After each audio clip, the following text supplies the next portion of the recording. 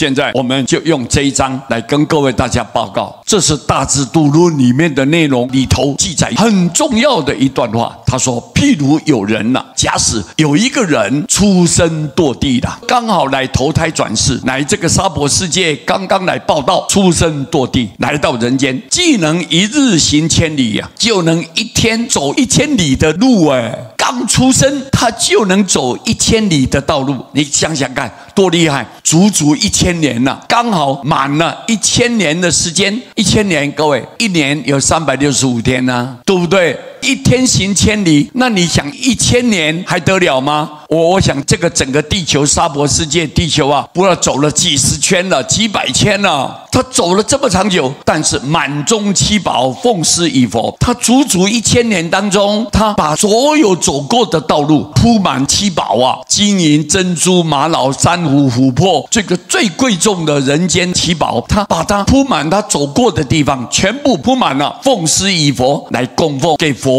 供养佛陀。但是这个大智度论里面讲了，这个供养佛的功德太大了，太殊胜了，用一朵花种子一种以后生生世世不堕恶道。那你现在走1000里耶，不打紧还走1000年，你想想看，走那么长久的时间，所有铺过的七宝全部拿来供佛，这个功德没办法用话形容了，可以讲说是无穷无尽是包山包海各位对不对那个功德太大了。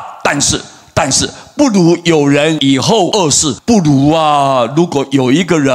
他在这一种五浊恶世里面，人心险恶，大家都不守规矩，没有道德观念，如果有人在这种年代，你一生称念阿弥陀佛，只要你念一句阿弥陀佛，其福胜彼，这个福报就胜过了你把走1000年铺满七宝拿来供佛的功德，还胜过他。只要现在这个年代，你念一句阿弥陀佛，你的功德比那个更殊胜、更圆满、更齐全。所以你想想看，《大智度论》里面讲的这么清楚，鼓励我们大家这个道理非常清楚。好，今天把这一章跟大家来分享，谢谢大家，阿弥陀佛。